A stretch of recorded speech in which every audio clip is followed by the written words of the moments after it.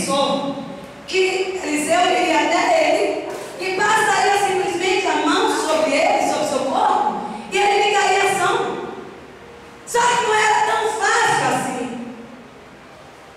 Naamã poderia ser um homem importante, mas Eliseu era muito mais importante do que Naamã. Eliseu somente com a palavra dele, que Deus usava ele, Naamã foi curado. Eliseu mandou que ele tropeçava que Naamã obedecesse Eliseu. De momento, Naamã ele não quis obedecer. Ele quis agir de outra maneira, ele ficou indignado. Ele não quis descer no rio das trilhas para o rio Jordão. Ele perguntou por acaso, não é o rio Farta, não é o rio Abana melhor que os rios de Israel? Ele comparando as águas de Israel com Damasco, e ele tirou o valor das águas de Israel, aonde Deus provou para ele que ali ainda havia profeta.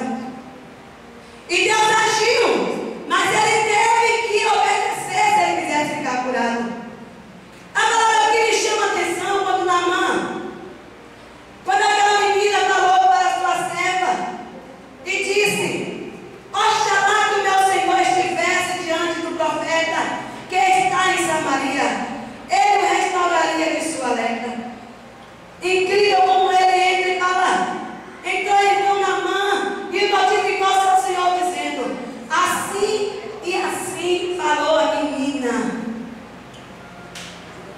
Uma menina que era israelita, estava escrava na casa de Naamã, e sua esposa tomando como serva, como a menina como serva da esposa de Naamã. E aquela menina trouxe a primeira mensagem para ele.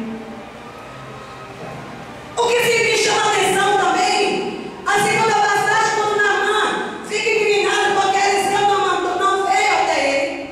E Eliseu mandou que fosse o mensageiro até ele e dissesse que ele descesse do rio, e descesse 7 vezes no rio. E ali Naamã pegou e falou. E ele ficou indignado, porque esperava uma coisa e foi outra, completamente diferente do que ele queria. Porque as coisas não são como a gente quer. É verdade, mesmo. As coisas não é, irmão, como você quer, não é como eu quero.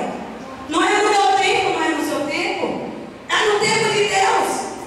E nós não queremos, não podemos querer. Nós não podemos querer que a situação mude só porque nós estamos com capricho que Deus mude a situação. Não, nós temos que nos humilhar diante de Deus. Aleluia! Nós temos que nos humilhar, porque a Bíblia diz que aquele que se humilha será exaltado. Glória a Deus! Porque quando você se humilha diante de Deus, aí Deus contempla o teu coração e Deus entra com providência na sua história. Deus entra com solução no seu casamento. Deus entra com solução no teu emprego.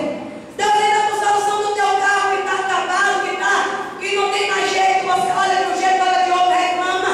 Deus entra com solução, abre uma porta e você pega um carro novo. Ou na sua casa. Seja da maneira que for, quando nós nos humilhamos diante de Deus, Deus se levanta e nos abençoa. Glória a Deus! Mas depende de nós. Se nós para Naamã descer até o Rio Jordão, ainda foi necessário que o servo dele chegasse até ele e dissesse: meu pai, se o homem de Deus dissesse para o Senhor fazer grande coisa, o Senhor não o faria? Ele nem respondeu.